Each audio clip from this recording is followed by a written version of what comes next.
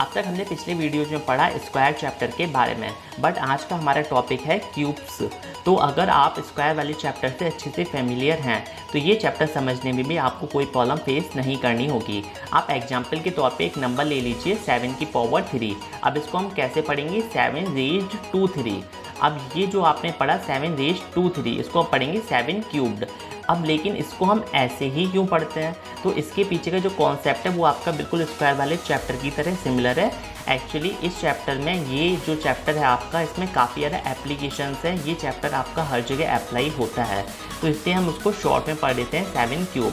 Example के तौर पर आप कोई भी एक क्यूब ले लीजिए जिसकी आपको साइड दे रखी हो। आपकी चॉइस है, आप साइड कितनी भी ले सकते हैं। इसमें जो हमने साइड मानी है वो हमने 3 सेंटीमीटर मानी है। तो अगर कोई आपसे इसका ये कहे कि इसका वॉल्यूम फाइंड आउट करके बताइए, तो उसका वॉल्यूम कितना हो जाएगा, side multiply side multiply side.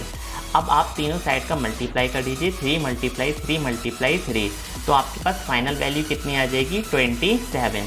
ये आपका आंसर हो चुका है। बट वेट, क्या ये हमारा अभी एकदम करेक्ट है? नहीं, ये हमारा जो आंसर है अभी एकदम करेक्ट नहीं है, क्योंकि आपने 27 लिखा, लेकिन इसके आगे की यूनिट्स कहाँ हैं, तो यूनिट आपको मेंशन करनी होगी। अब देखिए यहाँ पे यूनिट क्या थी, सेंटीमीटर, तो सेंटीमीटर का आप 3 बार मल्टीप्लाई करें, इसलिए कितना लिख देंगे, सेंटीमीटर क्यूब। तो अब आपका ये फाइनल आंसर हो चुका है 27 सेंटीमीटर क्यूब। ये आपका वॉल्यूम आ गया जो आपको एक क्यूब दे रखा था। और 27 क्यूबिक सेंटीमीटर भी पढ़ सकते हैं। जब कभी भी 3 पावर लगी होती है तो उसको सेंटीमीटर क्यूब या क्यूबिक सेंटीमीटर पढ़ दीजिए। यूनिट आपकी अलग अलग हो सकती है, जो भी आपको क्वेश्चन में दे रखी हो। मीटर हो सकती है या फिर कुछ और भी हो सकती है। Another example, 10 centimetre multiply 9 centimetre multiply 6 centimetre. अब अगर आप इसका वॉल्यूम निकालेंगे तो कितना हो जाएगा, 540।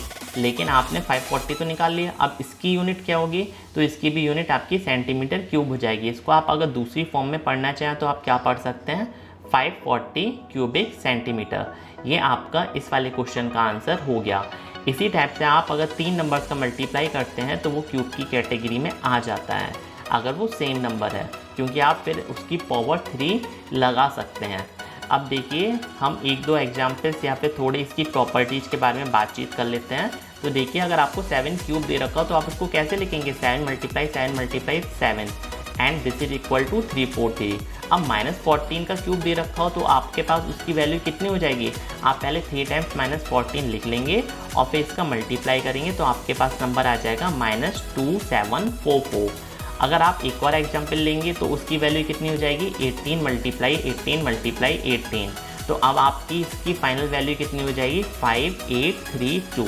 तो आपने कुछ यहाँ पे ऑब्जर्व किया, ये जो आपके क्वेश्चन दे रखे थे और जो आपको आंसर दे रखे हैं, तो यहाँ पे एक आपने चीज़ ऑब्जर्व करी होगी कि माइनस में क्वेश्चन है तो माइनस में आंसर आ रहा है, और अगर पॉजिटिव क्वेश्चन है तो पॉजिटिव में आंसर आ रहा है। For cubes sign of the answer tends to means same as sign to the number. आपको अगर माइनस का नंबर दे रखा है तो आपका आंसर माइनस में आएगा, और आपको प्लस का नंबर दे रखा है तो आपका आंसर प्लस में आ जाएगा। ये इसकी कुछ प्रॉपर्टीज़ थी। इसी टाइप से इसमें और भी प्रॉपर्टीज होती हैं, तो थोड़ा सा हम इसको देख लेते हैं, रिवीजन कर लेते हैं।